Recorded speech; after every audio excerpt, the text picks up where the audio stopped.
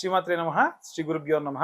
Spy TV ప్రేక్షకులందరికీ కూడా నమస్కారం. కర్కాటక రాశి వారికి సంబంధించి జూలై నెలలో ఎలా ఉండబోతుంది అనేటువంటి విషయాన్ని ఇప్పుడు చూసుకుందాం. కర్కాటక రాశి వారికి సంబంధించి కర్కాటకంలో గురుగ్రహ సంచారము పీక్స్ లో ఉన్నది అని అంటారు. ఎందుకంటే బృహస్పతి గ్రహం యొక్క సొంత నక్షత్రం ఏదైతే ఉందో పునర్వసు నక్షత్రం 4వ పాదం కర్కాటక రాశి. అంటే ఆయన స్వక్షేత్రానికి ఆయన వచ్చినట్టే లెక్క. గురువు అలాగే ఈ యొక్క ధనుస్సు రాశి ఆయనకి స్వక్షేత్రాలు ఎలా అయితే ఉంటాయో కర్కాటకం అనేటువంటిది ఏంటంటే ఆయన యొక్క ఉచ్చస్థితి అని అంటారు. ఈ ఉచ్చస్థితిలో గురువు శుక్రుడితో కలిసి ఉన్నాడు. అలాగే శుక్రుడు కానీ గురువు కానీ శుభులు, వివాహానికి సంబంధించి సంతానానికి సంబంధించి శుభులు. ఈ శుభకారకులు ఇద్దరూ కూడా కర్కాటకంలో ఉన్నారు. కర్కాటక రాశి కూడా మంచి రాశి, ఎందుకంటే చాలా తక్కువ గ్రహాలకి మాత్రమే అక్కడ విసులుబాటు ఉండదు. ఈ రెండు గ్రహాలతో బుధుడు ఉన్నాడు, అంటే చాలా సౌమ్యుడు, మార్కెటింగ్ స్టేటస్, బుద్ధిమాద్యం లేనటువంటి వాళ్ళు వీటికి సంబంధించి అనమాట. ఇప్పుడు చూసుకోండి, విద్యార్థులకు అనుకూలంగా ఉంటుంది. గృహిణులకు ఏంటంటే వీళ్ళ మాట విరుపుగా ఉంటుంది, అంటే గనక ఇబ్బంది పడతారు. మాటను చాలా జాగ్రత్తగా మాట్లాడితే ఈ యొక్క గృహిణులందరికీ కూడా అద్భుతంగా ఉంటుంది.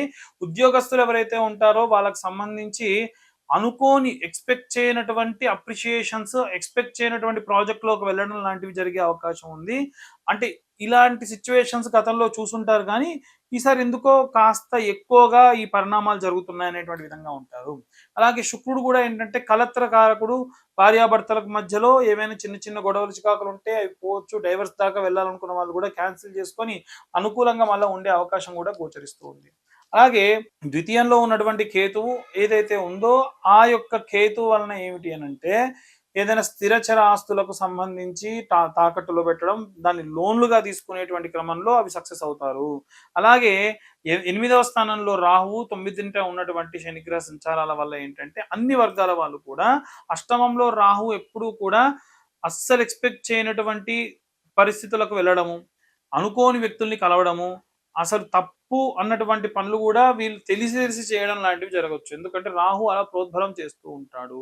ఓవరాల్ గా ఏంటంటే ఉన్నటువంటి మిశ్రమ ఫలితాలు పోగొట్టుకోవాలి అని అంటే ఇప్పుడు నేను చెప్పేటువంటి రెమెడీస్ అన్ని కూడా మీరు పాటిస్తే మంచిది. ఇవి కాకుండా వివాహం కానటువంటి వాళ్ళు, సంతానం కానటువంటి వాళ్ళు ఎవరైతే ఉంటారో, అలాగే ఆరోగ్యం బాగాలేనటువంటి వారికి పాశుపత హోమాలు అనేటువంటివి ఉంటాయి. ప్రతి నెల నేను కాస్త ఎవరి పూజా సామాగ్రి వారితోనే, అది సామూహికమైన ప్రోగ్రాం లా కనిపిస్తుంది కానీ ఎవరి పూజ ఎవరి అర్చకుడు వాళ్ళతోనే కూర్చోబెట్టి పూజ చేయిస్తూ ఉన్నాను. ఆసక్తి కలవారు కింద ఉన్న నెంబర్ కాంటాక్ట్ చేయొచ్చు.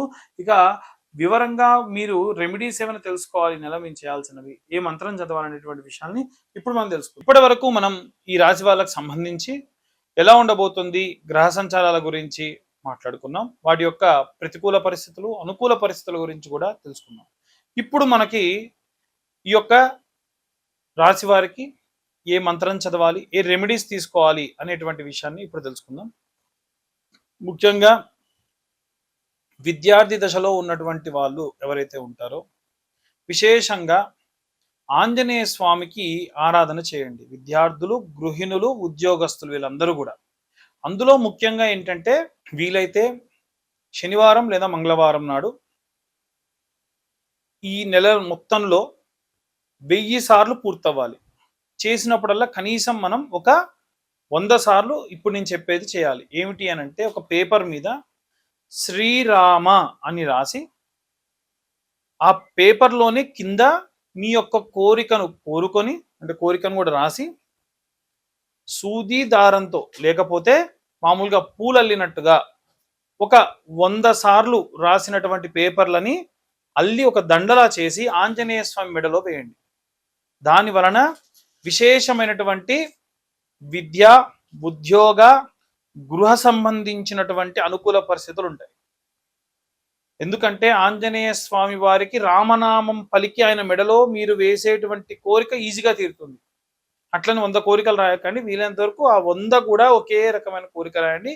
కుటుంబంలో నలుగురు ఉంటే నలుగురు వారి వారి కోరికల్ని ఆ శ్రీరామ అనే దాని కింద ఎవరి కోరిక వారు రాయొచ్చు.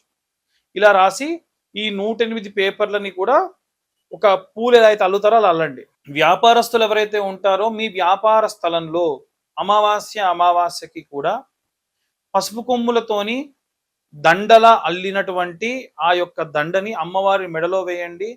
జనాలు ఎవరైనా సరే మీ షాప్లోకి రాగానే అమ్మవారు కనిపించాలి. అలాగే జనాకర్షణ యంత్రము అని ఉంటుంది, లేదా నరఘోష యంత్రం అని ఉంటుంది. వ్యాపారం బాగా కొనసాగేటువంటి వాళ్ళు ఎవరన్నా ఉంటే వారు దిష్టి తగులుతుంది అనుకుంటే నరఘోష యంత్రాన్ని పెట్టుకోవాలి. ఎవరైనా సరే ఒకవేళ ఈ వ్యాపారం బాగా సాగట్లేదు అనుకుంటే గనక ఈ యొక్క జనాకర్షణ యంత్రం పెట్టుకోవాలి. ఆ యంత్రానికి సంబంధించి కింద ఉన్న నెంబర్కు కాంటాక్ట్ చేయండి. నేనే స్వయంగా పూజలో పెట్టి సంపాదితాద్యంలో వేసింది మీకు పంపిస్తాను. ఇక రాజకీయ నాయకులు ఎవరన్నా ఉంటే గనక ప్రతి నెల రాజశ్యామల అమ్మవారికి సంబంధించినటువంటి యాగం చేసేటువంటి క్రమంలో ఉంది.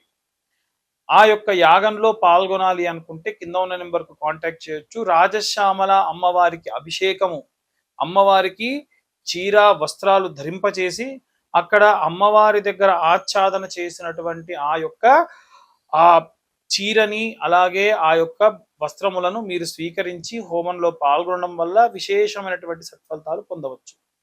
ఇక ఈ యొక్క రాజశ్యామల యాగంలో పాల్గొనేటువంటి వారికి ఎలాంటి లాభాలు ఉంటాయంటే ప్రమోషన్ రాని వారికి ప్రమోషన్స్ వస్తాయి. అలాగే ఉద్యోగంలో ఇంకా ఏదైనా సరే ఇంకో చోటికి బదిలీ అవ్వాలనుకున్న వాళ్ళకి బదిలీ అవుతాయి. రాజకీయ నాయకులకైతే కనుక వారు అనుకున్నటువంటి రాజ్య సిద్ధి, రాజ్యలక్ష్మి యొక్క సిద్ధి కలుగుతుంది. కాబట్టి దానికోసం ఈ రాజశ్యామల యాగం అనేటువంటిది సహాయపడుతుంది.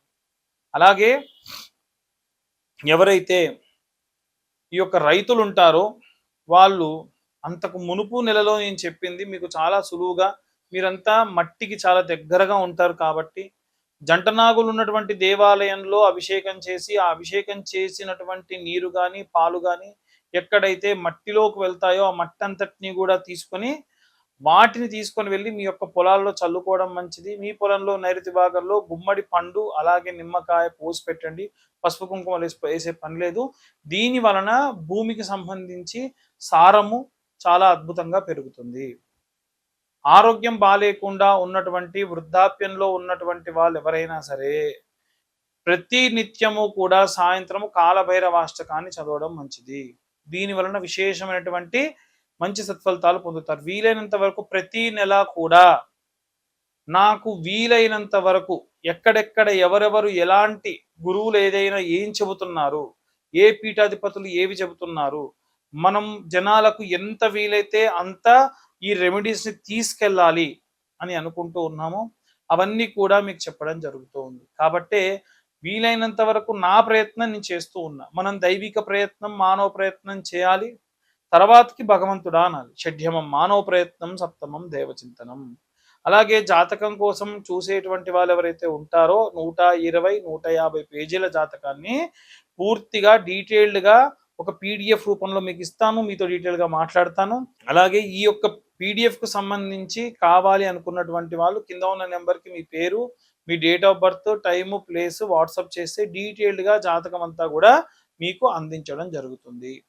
అలాగే ఈ యొక్క నెలలో ఎవరైనా సరే అన్నదానాలు చేయాలి అనుకునేటువంటి వాళ్ళు, విపరీతమైనటువంటి కోరికలు తీరాలి అనుకునేటువంటి వాళ్ళందరూ కూడా ఈ కేటగిరీలోకి వస్తారు.